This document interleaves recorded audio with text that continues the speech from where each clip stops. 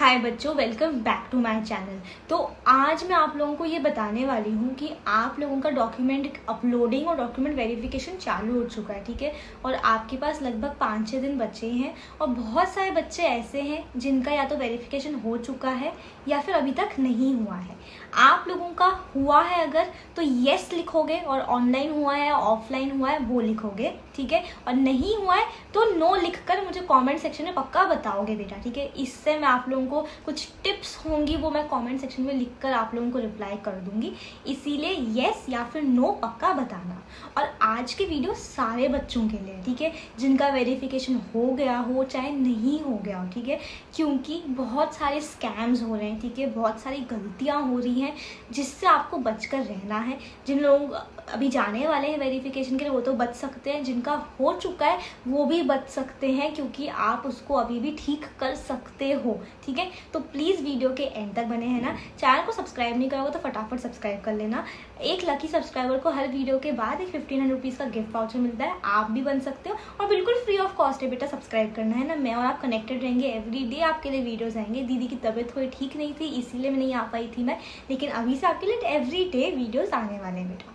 तो अब आप लोगों को ये चीज़ समझना है कि 8 जुलाई 5 बजे तक आप लोग साइट के ऊपर यानी कि सीटी सेल के पोर्टल के ऊपर अपने डॉक्यूमेंट्स जो अपलोड करने हैं वो रजिस्ट्रेशन फॉर्म भरना है वो भर सकते हो। और 9 जुलाई तक आप सेंटर में जाके या फिर ऑनलाइन जैसे भी आपको करना है डॉक्यूमेंट्स को वेरीफाई करवा सकते हो। ये तो आपको बेसिक स्केड्यूल तो ये चीज़ पता ही है, ठीक है। अब गलतियाँ क्या क्या हो रही हैं आप लोगों को वो चीज़ समझनी है, ठीक है। बहुत सारे टाइप की गलतियाँ आप लोग कर रहे हो वेरिफिकेशन में जो कि नहीं करनी है, वरना आप लोगों का एडमिशन कैंसिल हो जाएगा बेटा। तो बच्चों आप लोगों को ये चीज़ पता है कि अभी जो आप लोग कर रहे हो वो बहुत ज़्यादा इम्पॉर्टेंट स्टेप है, ठीक है। हम पूरे साल डॉक्यूमेंट्स के ऊपर बात करते आए हैं, है ना। अब ये डॉक्यूमेंट वेरिफिकेशन के प्रोसेस में आप लोगों को ये चीज़ समझनी होगी कि आपका एग्ज़ाम देना, रिजल्ट आना, ये सब काम ख़त्म हो चुका है और ये सिर्फ आधा काम था, 50% काम था। अभी भी 50% काम बचा है आप लोगों का। ये पूरा एडमिशन का जो प्रोसेस है यहाँ पे आप एक भी गलती नहीं कर सकते हो, ठीक है। चाहे वो डॉक्यूमेंट वेरिफिकेशन हो, डॉक्यूमेंट अपलोडिंग हो, चाहे वो आपकी कॉलेज लिस्ट हो बेटा। और ये चीज़ ध्यान रखना, आपके चाहे कम परसेंटाइल आए चाहे ज़्यादा परसेंटाइल आए, आप अभी भी एक अच्छे कॉलेज में जा सकते हो अगर आपके पास एक प्रॉपर कॉलेज लिस्ट होती है, ठीक है।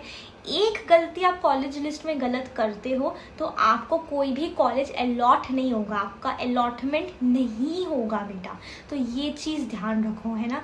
कॉलेज लिस्ट आप लोगों का ढंग से बनाना बहुत ज़्यादा ज़रूरी है, क्योंकि लास्ट ईयर ऐसे बहुत बच्चे थे जिनका कम परसेंटाइल था फिर भी महाराष्ट्र के टॉप कॉलेजेस में पढ़ रहे हैं। क्यों? क्योंकि उन्होंने काउंसलर से प्रॉपरली कॉलेज लिस्ट बनवा ली थी।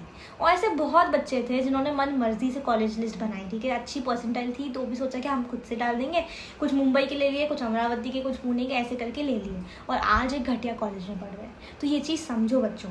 पर्सनल काउंसलिंग बैच मैं बहुत जल्दी बंद करने वाली हूँ, लास्ट की कुछ सीट्स आप लोगों के लिए रखी है बेटा।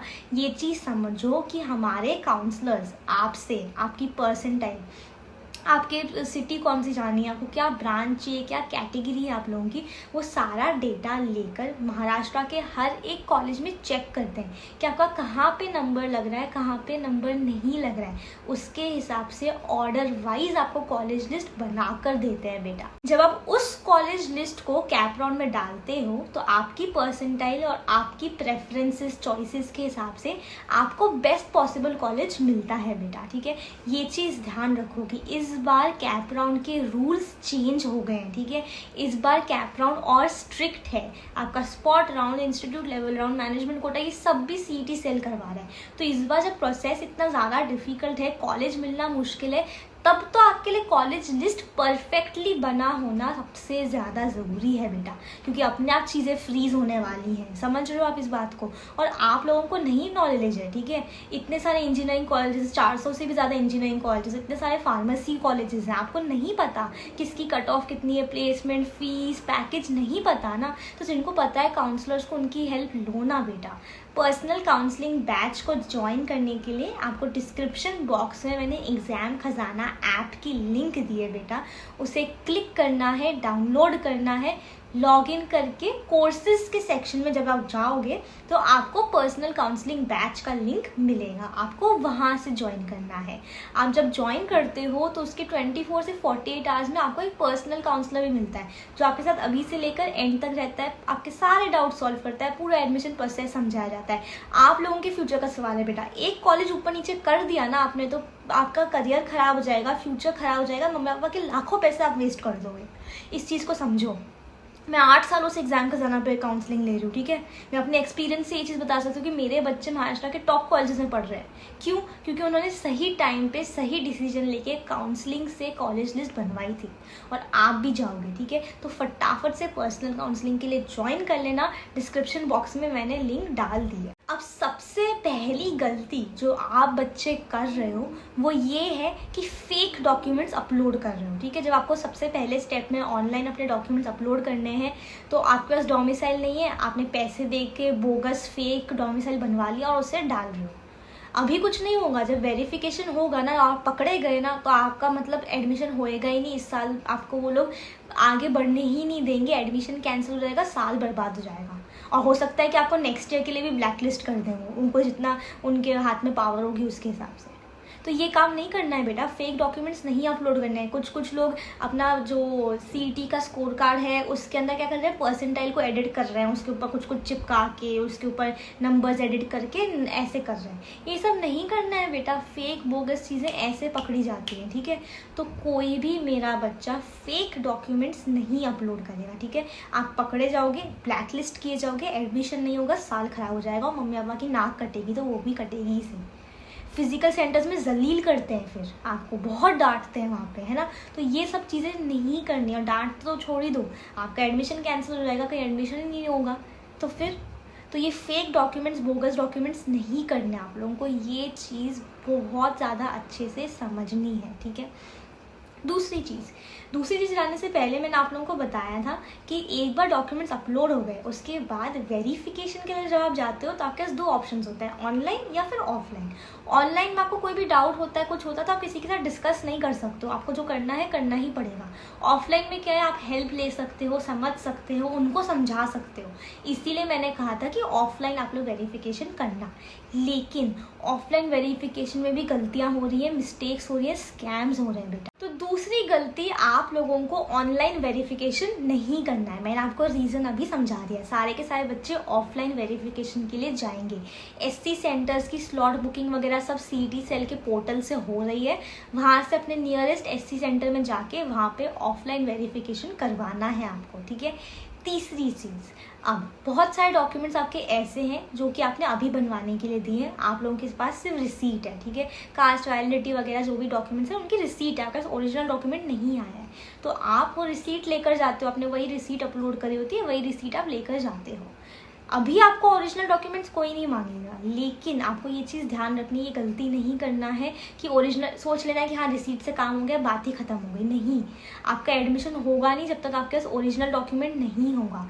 कब तक आपके पास ओरिजिनल डॉक्यूमेंट आ जाना चाहिए, 3rd राउंड के एंड तक, कैप राउंड 3 के एंड तक आपके पास जो है ओरिजिनल कास्ट का, अगर सपोज कास्ट वैलिडिटी का है तो कास्ट का आ जाना चाहिए, वरना 4th राउंड में आप ओपन की तरह कंसिडर होगे और फिर से आपको कॉलेज के लिए अप्लाई करना पड़ेगा, फिर से आपको कॉलेज के लिए खेलना पड़ेगा। समझ लो ये चीज़। तो क्या मिस्टेक हो रही है, लोग सोच रहे हैं रिसीट मिल गई बात खत्म हो गई, नहीं, आपके पास डॉक्यूमेंट आ जाना चाहिए। तो आपको ध्यान रखना है टाइमलाइन सारी चीज़ों का कि जल्द से जल्द आपके पास वो चीज़ आए, ठीक है। अब मैं आपको बताती हूँ स्कैम के बारे में, ठीक है। जो चौथा चीज़ पॉइंट है वो स्कैम जो हो रहा है, ठीक है। वो स्कैम जानने से पहले अगर आपने व्हाट्सएप ग्रुप नहीं ज्वाइन करा है तो फटाफट ज्वाइन कर लेना, डिस्क्रिप्शन बॉक्स में लिंक दिए, आप मेरे से 1-on-1 बात कर सकते हो। कोई भी इंपॉर्टेंट अपडेट्स होती हैं या जो भी चीज़ें आती हैं मैं वहाँ पर डाल देती हूँ, तो ज्वाइन पक्का कर लेना इससे पहले कि वो फुल हो जाए। 4th चीज़ क्या हो रही है SC सेंटर स्कैम में, कि आप लोग जाते हो, ठीक है, आप लोग अपना वेरिफिकेशन करवाने जाते हो, लेकिन ये जो SC सेंटर्स होते हैं ये एट द एंड, आखिरकार ये तो कॉलेजेस ही हैं, इंजीनियरिंग कॉलेजेस ही हैं ये तो SC सेंटर्स।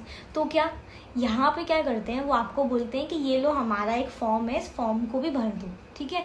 हम आपको यहाँ पे एडमिशन दे देंगे, आपको कैप राउंड में बैठने की भी ज़रूरत नहीं है। या तो ऐसे बोलते हैं या फिर बोल देते हैं कि हम आपका कैप राउंड में डायरेक्टली एडमिशन करवा लेंगे, कोई ज़रूरत नहीं, कोई झंझट की बात नहीं। तो बेटा ऐसे किसी चक्कर में नहीं पढ़ना है। अगर वो कॉलेज अच्छा कॉलेज है और आपको मिल पा रहा होगा अगर, तो हम आपके कॉलेज लिस्ट में डाल देंगे, है ना।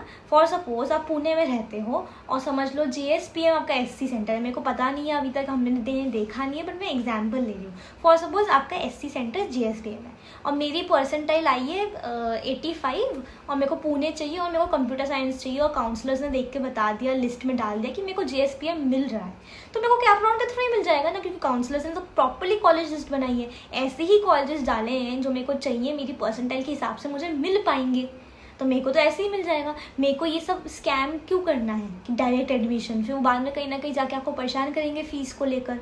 तो ये सब स्कैम्स में नहीं पढ़ना है, कोई भी कॉलेज का ऐसे फॉर्म नहीं भरना है। ये बहुत ज़्यादा SC सेंटर्स में स्कैम्स हो रहे हैं बेटा, ये कोई स्कैम में नहीं पढ़ना है। उनके कॉलेज का कोई भी डॉक्यूमेंट आपको नहीं भरना है, कोई भी रजिस्ट्रेशन फॉर्म नहीं भरना है, वहाँ पे कोई भी प्रोविजनल अलॉटमेंट नहीं लेना है बच्चों। ये चीज़ मेरा स्टूडेंट, एग्जाम खजाना का स्टूडेंट याद रखेगा, एक भी बच्चा नहीं करेगा, ठीक है। अगर मेरे को पता लगा तो बहुत मैं आपको डांटूंगी, ठीक है। ये चीज़ बिल्कुल भी नहीं करनी है आप लोगों को, ठीक है। आई होप आपको ये चीज़ क्लियर हुई हो। फिफ्थ चीज़ आप लोग जो मिस्टेक कर रहे हो और नहीं करनी है वो ये है बच्चों कि SC सेंटर में जब आप अपने ओरिजिनल डॉक्यूमेंट्स लेकर जाते हो, ठीक है, वहाँ पे सिर्फ वेरिफिकेशन प्रोसेस हो रहा है, यानी कि वो देखते हैं कि सही है या गलत, उसके हिसाब से आपको गाइड करते हैं, आपको सब चीज़ें बताते हैं। अब बहुत सारे SC सेंटर्स में क्या हो रहा है कि वो ओरिजिनल डॉक्यूमेंट्स ही रख लेते हैं आपके, ठीक है। तो कोई भी बच्चा अपने ओरिजिनल डॉक्यूमेंट्स वहाँ SC सेंटर में छोड़ के नहीं आएगा, ठीक है, गलती से या उन्होंने ले लिया या कुछ भी नहीं। वो ओरिजिनल डॉक्यूमेंट्स आपको कॉलेज लिस्ट के बाद में भी लगेंगी, ठीक है, आपकी कैप राउंड के बाद भी लगेंगी। तो वो चीज़ ध्यान रखनी है। एक बार कैप राउंड शुरू होता है, आप हमारे काउंसलर से कॉलेज लिस्ट लेते हो, वो कॉलेज लिस्ट को एज इट इज़ डाल देते हो कैप राउंड में, आपको कॉलेज मिल जाता है। जब आप कॉलेज में जाते हो बुकिंग करने अपनी सीट की, तब आपको ओरिजिनल डॉक्यूमेंट्स लगेंगे, आपको अपने कॉलेज को देने पड़ेंगे। और ओरिजिनल डॉक्यूमेंट्स अगर SC सेंटर ने रख लिए और आप भूल गए तो आप एडमिशन ही नहीं हो पाएगा, एडमिशन कैंसिल। तो ये कोई बोलने की बातें नहीं थी जो मैंने वीडियो में बोला था कि एडमिशन कैंसिल रहेगा। अभी सारी मिस्टेक्स जो बताई वो एडमिशन कैंसिल होने वाली ही है। तो वो चीज़ ध्यान रखना है बच्चों, ठीक है। और ध्यान रखो ये जो डॉक्यूमेंट वेरिफिकेशन के बाद का जो प्रोसेस है कैप राउंड्स का, कॉलेज लिस्ट का, वो इससे भी ज़्यादा महत्वपूर्ण होने वाला है। अभी आपको जो प्रेशर फील हो रहा है ना, उससे 10 गुना ज़्यादा प्रेशर उस समय फील होगा। इसीलिए आपको पर्सनल काउंसलिंग की ज़रूरत है, क्योंकि काउंसलर आपके साथ रहेगा, वो आपका हाथ नहीं छोड़ेगा, जो भी डाउट्स हैं, जो भी आपको बात करनी है वो करेगा। एडमिशन प्रोसेस आपको पूरा समझा दे जाएगा। अभी जो आप लोगों को डॉक्यूमेंट्स वगैरह में डाउट आ रहे हैं, वो मेरे बच्चों को नहीं आ रहे काउंसलिंग में, क्योंकि सब कुछ उनको समझा दिया गया है ऑलरेडी। और कैप राउंड होने से पहले आपको कॉलेज लिस्ट मिल जाएगी, आपको कुछ खुद से करने की ज़रूरत नहीं पड़ेगी। सबसे बेस्ट कॉलेज लिस्ट होगी वो, सारी रिसर्च करके, सारी चीज़ें करके। तो इसीलिए बेटा काउंसलिंग आप लोगों को डेफिनेटली ज्वाइन करना है। अब हम बढ़ते हैं 6 नंबर की मिस्टेक। अब 6th मिस्टेक ये कर रहे हो आप लोग, जब आपको नाम लिखने को बोलते हैं वहाँ पे CT सेल के पोर्टल पे, तो वहाँ पे साफ साफ लिखा होता है एज पर HSC मार्कशीट, ठीक है, HSC और SSC मार्कशीट। अब अगर मेरा नाम HSC मार्कशीट पे फॉर सपोज AB है, ठीक है, A मेरा नाम है और B मेरा सरनेम है, तो मैं क्या कर रही हूँ वहाँ पोर्टल में जाके मैं BA कर दे रही हूँ, मैं सरनेम पहले लिख रही हूँ, नाम बाद में लिख रही हूँ। ये क्यों कर रही हूँ मैं, जब वहाँ पे साफ साफ लिखा है कि अगर HSC मार्कशीट में AB लिखा है तो यहाँ पे भी AB लिखो। तो क्यों अपना दिमाग लगा रहे हो बच्चों, क्यों आधार कार्ड के हिसाब से कर रहे हो, क्यों पैन कार्ड वगैरह के हिसाब से कर रहे हो, क्यों बैंक डिटेल्स के हिसाब से कर रहे हो, क्यों? तो साफ साफ लिखा है तो बस देख लो अपनी HSC की मार्कशीट, वहाँ से कॉपी पेस्ट कर लो। क्यों उस चीज़ को कॉम्प्लिकेट करके अपनी एप्लीकेशन फॉर्म को कैंसिल करवाना चाह रहे हो? तो ये मिस्टेक भी नहीं करनी है आपको, ठीक है। 7th मिस्टेक, ठीक है, जब मैंने आपको बताया था कि ऑफलाइन वेरिफिकेशन के लिए जाओ, ठीक है, SC सेंटर्स पे जाओ, तो ये चीज़ सबको पता लग जाती है। तो जो एजेंट्स होते हैं, जो आपके पैसा लेकर घूस खाकर आपका एडमिशन करवाने का क्लेम करते हैं, ठीक है, दावा देते हैं कि हम कर देंगे, वो एजेंट्स वहाँ घूम रहे होते हैं, वो देखते हैं बच्चों की एंग्जाइटी, तो वो वहाँ पे टारगेटिंग शुरू कर देते हैं। वो वहाँ पे आप लोगों को अपने झांसे में फंसाने की कोशिश करते हैं। उन एजेंट्स को आपने तो कभी नहीं देखा, वो बोलते हैं कि आप PIC, आप 2-3 लाख दे दो हमारे को, हम PICT में एडमिशन करवा देंगे, आप 10 लाख दे दो, हम COEP में एडमिशन करवा देंगे। कैसे? मैं तेरे को जानती नहीं, ना जान ना पहचान, है ना, और मेरे पैसे आप ले लोगे और एडमिशन नहीं करवाओगे तो ऐसे एजेंट्स बहुत ज़्यादा आपको SC सेंटर्स पे मिलेंगे, क्योंकि वो लोग मौके का फ़ायदा उठाना चाहेंगे। आपको इन सब चीज़ों में नहीं पढ़ना है। यदि आप लोगों को मैनेजमेंट कोटा के थ्रू जाना है तो आप लोगों को अपने कॉन्टैक्ट्स, अपने जान पहचान के लोगों के साथ ही करना है। और मैं अभी बच्चों को यही कह रही हूँ कि एक बार कैप राउंड के थ्रू, कॉलेज लिस्ट के थ्रू ट्राई करो, काउंसलर्स पे विश्वास रखो। 8वें नंबर की मिस्टेक बच्चों जो आप लोग कर रहे हो वो ये है कि मल्टीपल सीट्स के लिए अप्लाई करो। मल्टीपल सीट्स के लिए अप्लाई करो मतलब क्या? फॉर सपोज मैं हूँ और मेरी ओबीसी कैटेगरी, ठीक है, लेकिन मैं फिर भी सोचूँ मैं ईडब्ल्यूएस के लिए अप्लाई कर देती हूँ, मैं फिर भी सोचूँ मैं टीएफडब्ल्यूएस के लिए अप्लाई कर देती हूँ। क्यों? जब आपको पता है कि ओबीसी होने का सबसे ज़्यादा फायदा मिल सकता है तो अभी मल्टीपल सीट्स के झमेले में क्यों पढ़ रहे हो? मल्टीपल सीट्स वगैरह में नहीं अप्लाई करना है। ओबीसी हो ओबीसी रहो, ईडब्ल्यूएस हो ईडब्ल्यूएस रहो, एससी हो एससी रहो, ऐसे करके अपनी कास्ट पे स्टिक रहो। मल्टीपल सीट्स पे अप्लाई मत करो बेटा, ठीक है। ये चीज़ आपको समझ लेनी है, ये मिस्टेक भी नहीं करनी है, ठीक है। तो अगर आप लोगों को कोई भी और डाउट होता है तो आप मुझे कमेंट सेक्शन में बता देना। और मेरे काउंसलर्स आप लोगों के लिए बैठे हैं, ठीक है। वो अभी तो डॉक्यूमेंट वेरिफिकेशन के टाइम पे तो पूरा आपको हेल्प करेंगे, उसके बाद भी करेंगे और बेस्ट पॉसिबल कॉलेज लिस्ट आपको बना कर देंगे, जिससे कि क्या होगा कि आप लोगों की कितनी भी परसेंटाइल आई हो, सीईटी जेईई जो भी है ना, उसके हिसाब से जो भी बेस्ट आपको मिल सकेगा वो लिस्ट आपको थमाई जाएगी। उससे बेस्ट आपको कुछ मिल ही नहीं सकता और रियलिस्टिक होगी। ऐसा नहीं बोल रही हूँ मैं कि आपका है ना 5% आइल हो आपको COAP मिल जाएगा, नहीं। लेकिन अगर आपकी 50% आइल है और आपको 400 कॉलेजेस में से 200 कॉलेजेस मिल सकते हैं तो उन 200 कॉलेजेस का लास्ट नंबर का कॉलेज तो नहीं चाहिए ना, 200 में से तो पहले नंबर का चाहिए ना, वो होगा काउंसलिंग से। इसीलिए पर्सनल काउंसलिंग पक्का ज्वाइन कर लेना बेटा। आई होप आपको आज की वीडियो अच्छी लगी हो, समझ में आई हो। हम लोग मिलेंगे अगले वीडियो में, तब तक के लिए टेक केयर, बाय बाय बच्चों।